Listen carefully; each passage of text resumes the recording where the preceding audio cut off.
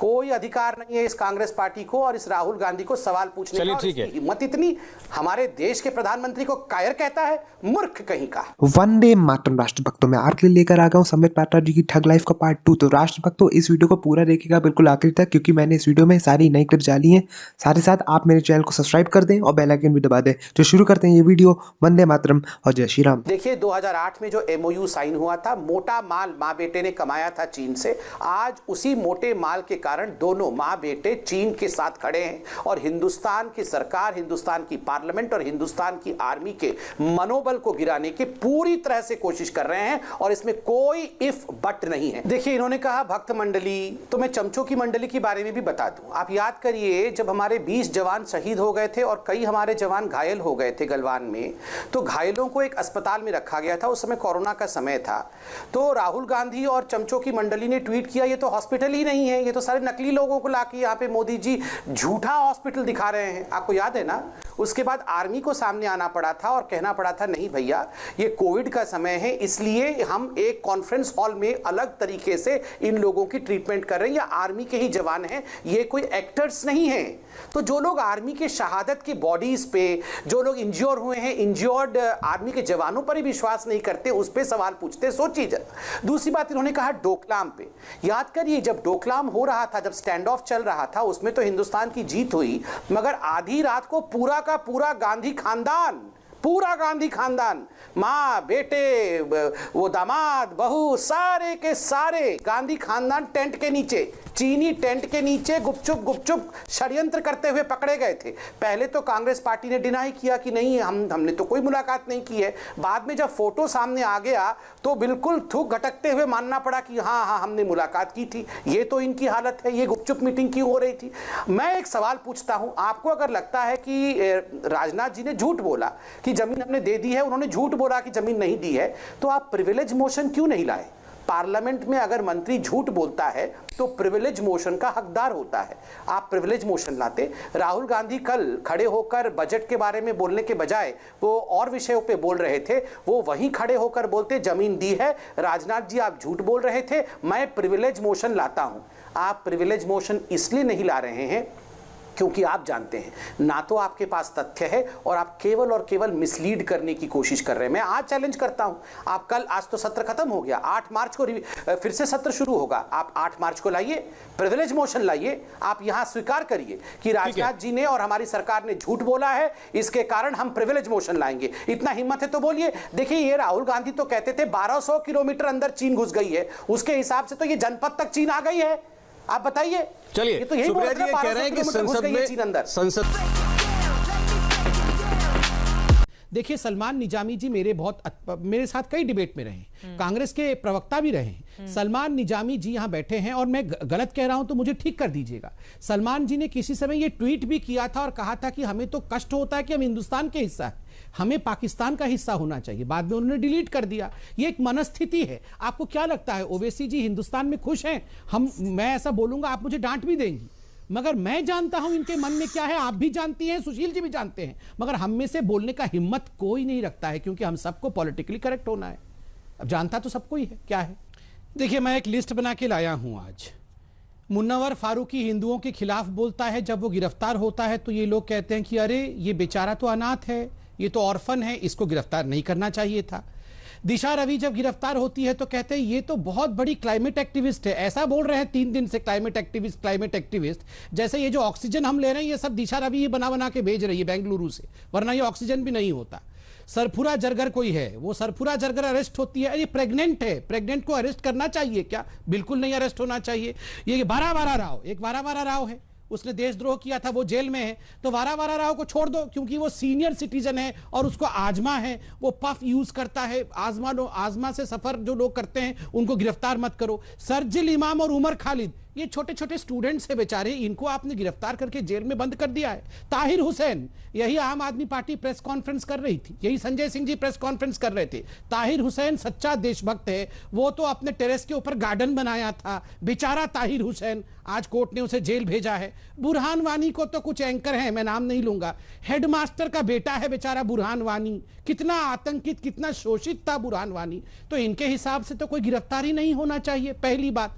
लता मंगेशकर और सचिन तेंदुलकर, ये जो भारत रत्न हैं, उनके खिलाफ ये कांग्रेस पार्टी इन्वेस्टिगेशन कर सकती है, उनकी गिरफ्तारी की मांग कर सकती है, उनके लिए ट्वीट कर सकती है। अब राहुल गांधी आधे टाइम छुट्टी में रहते हैं, फिर ढूंढते हैं कौन घोंसला बना के कहां बैठा हो। अच्छा, किसान बैठे, चलो चलो चलो यहीं जाके अंडा दे देता हूं, वहां जाके अंडा दे देते हैं। बाद में मालूम पड़ता है अच्छा ये तो यहां उपद्रव फैला के चले गए हैं। तो फिर ये सारे लोग जो योगेंद्र यादव इत्यादि हैं, जो हर घोंसले में जा जाके अंडे देते हैं, दूसरे के मेहनत पर अपने आप को बधाई दिलवाने की कोशिश करते हैं, वो आंदोलन जीवी है। देखिए, मैं एक सवाल पूछता हूं, सुप्रीम कोर्ट पे राहुल गांधी को भरोसा नहीं, इंडिया की आर्मी जब सर्जिकल स्ट्राइक करती है तब राहुल गांधी को भरोसा नहीं कि इंडिया की आर्मी ने सर्जिकल स्ट्राइक किया, एयर स्ट्राइक होती है तो यही कांग्रेस पार्टी और राहुल गांधी कहते हैं कि पेड़ कौओं को मार के आ गई। यही राहुल गांधी आर्टिकल 370 के एब्रोगेशन के बाद पार्लियामेंट के बाहर खड़े होकर कह रहे थे कि हजारों जम्मू कश्मीरियों को हिंदुस्तान की सरकार ने मार दिया, और इमरान खान ने उसका डोसियर बना के यूएन में दिया था। इलेक्शन कमीशन पे भरोसा नहीं, राष्ट्रपति पे भरोसा नहीं, पार्लियामेंट पे भरोसा नहीं, प्रधानमंत्री पे भरोसा नहीं, किस पे भरोसा है? अच्छा देखिए, राहुल गांधी ने आज राहुल गांधी, देखिए मैं आपको एजेंडा बताता हूं, इनके एजेंडे पर एक ही व्यक्ति है, नरेंद्र मोदी। इनको लगता है ये कहां से आके प्रधानमंत्री बन गए, ये कैसे हो सकता है, और ये तो लंबा बनने के लिए आ गया है। ये चाहते थे कैसे भी ये इनके प्रकारे इन्हीं का जो गांधी परिवार है, इन्हीं की डायनास्टी चलती रहे। ये बपौती मानते थे इस देश को। 2014 से इसी प्रकार के प्रोपेगेंडा करके, कभी चर्च पे अटैक हुआ, रे देखो चर्च पे अटैक कर दिया, ओबामा जी से कुछ बुलवा लेना, उसके बाद अवार्ड वेप्सी के नाम पे यहां सचिन तेंदुलकर को तो क्रिकेटर बोल रहे हैं, ये स्वरा भास्कर और ये सारे लोग कुछ नहीं है, ये कुछ भी कर सकते हैं, ये कुछ भी ट्वीट कर सकते हैं, कुछ भी लिख सकते हैं, वो सब बल्ले बल्ले है। सचिन तेंदुलकर और लता मंगेशकर कर रहे, ये तो गायिका है, ये तो क्रिकेटर है, ये अपनी औकात में रहे, वाह। और स्वरा भास्कर मल्लिका है, कमाल की बात है। ये सब अवार्ड वापसी कर रहे थे ना। उसके बाद सीएए में बैठ के स्वरा भास्कर का तो दिल्ली के दंगों को भड़काने में हाथ है, वो तो ट्वीट कर रही थी कि आप स्ट्रीट्स को हिट करिए। नहीं, वो देखिए, ये सारे एक ही थाली के चट्टे बट्टे हैं। इनका एक ही मकसद है, मोदी को हटाओ, और मोदी हटाओ के चक्कर में इनके मुंह पे अब भारत हटाओ आ गया है। ठीक है, मोदी जी पे अटैक करते करते ये भारत पे अटैक करना शुरू कर चुके हैं। और देखिए हिंदुस्तान की जनता ये सब देखिए, आप क्या सोचते हैं मियां खलीफा के साथ खड़े होंगे और लता मंगेशकर को गाली देने नरेंद्र मोदी से कहीं बड़ा करेगा? नरेंद्र मोदी भारत नहीं है, नरेंद्र मोदी को आपने भारत बना दिया। ये आ गए मियां खलीफा के भाई आ गए, नरेंद्र मोदी है, कल कोई और होगा। ये आ गए आपके अटल बिहारी विवेक खलीफा जी है, कोई और है। ये देखिए जरा, ये विवेक खलीफा जी को देखो जरा, नॉन स्टॉप चिल्लाएंगे। ये आ गए आपके Atal Bihari Vivek Khalifa ji. Lata Mangeshkar and Sachin Tendulkar, you are shame on India. वो सब इंडिया के शेम है। ये दिशा रवि और राहुल गांधी की बहन, क्या नाम है उसका, ग्रेटा, और मियां खलीफा, ये हिंदुस्तान की शान है।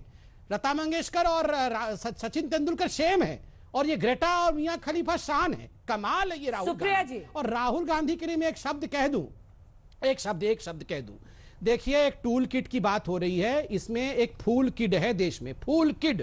ये फूल किड तो हमारे सर्जिकल स्ट्राइक को भी समर्थन नहीं कर रहा था। ये फूल किड तो है कि एयर स्ट्राइक को भी समर्थन नहीं कर रहा था। ये फूल किड आर्टिकल 370 के बाद भी कह रहा था कि हजारों लोग मारे गए। इमरान खान ने चिट्ठी लिखी थी यूएन को। आज फिर फूल किड के ट्वीट को इमरान खान ने आज एंडोर्स किया है। इमरान खान की पार्टी ने कहा है कि इंडिया में सारा का सारा जो है फ्रीडम ऑफ एक्सप्रेशन खत्म हो गया है। ये देखिए, ये फूल किड लोग कुछ भी बोलते रहेंगे, जो टूल किट बनाते हैं, देश को तोड़ने की साजिश करते हैं। देश का कानून उनका काम करेगा, और कोर्ट ने उनको कस्टडी में भेजा है। बीजेपी के दफ्तर से कस्टडी में नहीं गई है। खत्म। बेटे को सुप्रीम कोर्ट ने चोर क्यों कहा, बताइए। माँ बेटे को सुप्रीम कोर्ट ने चोर क्यों कहा, बताइए। माँ बेटे को सुप्रीम कोर्ट ने चोर क्यों कहा, बताइए। बताओ गौरव वल्लभ, बताओ। माँ बेटे को सुप्रीम कोर्ट ने चोर क्यों कहा, बेल पे क्यों बाहर है माँ बेटे, बताओ। आज इनको एक्सपोज कर दिया तो झूठे कर रहे हैं। माँ बेटे चोर नंबर 1, माँ बेटा बेल पे बाहर, माँ बेटा चाइनीज नंबर 1, माँ बेटे ने देश को बेचा। बताओ, अरे बताओ, फंस कौन गया? झूठे माँ बेटे। आप बताइए पहले, अरे आप बताइए क्यों बेल पे बाहर है माँ बेटे, बताइए पहले, बताइए। याद करिए, पिछली बार जब 26 जनवरी में उपद्रव हुआ था लाल किले पे, तो तमाम ऑपोजिशन पार्टी ने और किसान संगठनों ने भी कहा था, ये दिल्ली पुलिस क्या कर रही थी, किसी प्रकार का एहतियात क्यों नहीं बरता। कोई रोकथाम क्यों नहीं की, प्रिवेंटिव मेजर्स क्यों नहीं किया? आज दिल्ली पुलिस धैर्य भी दिखा रही है, रोकथाम और प्रिवेंशन के लिए सारे मेजर्स ले रही है। तो यही कांग्रेस पार्टी, यही कैप्टन अमरिंदर सिंह, यही राहुल गांधी और यही जो किसान के जो कुछ नेता हैं, ये लोग रो रहे हैं कि क्यों तार बिछा रहे हैं। तार बिछा रहे हैं, किसी के ऊपर तार लपेट तो नहीं रहे। राष्ट्रभक्तों, मैं उम्मीद करता हूँ कि आपको मेरा ये वीडियो बहुत पसंद आया होगा। आप मेरे और वीडियोस भी देख सकते हैं। सारे वीडियोस के लिंक आपको इस वीडियो के डिस्क्रिप्शन बॉक्स में मिल जाएंगे और ऊपर आई बटन में भी आपको उन सब के लिंक मिल जाएंगे। तो उन सब वीडियोस को भी बिल्कुल देखें और उन सब वीडियोस को भी शेयर करें। ऐसे अपना प्यारा सपोर्ट बनाए रखिए। मिलते हैं नेक्स्ट वीडियो में, तब तक के लिए वंदे मातरम और जय श्री राम।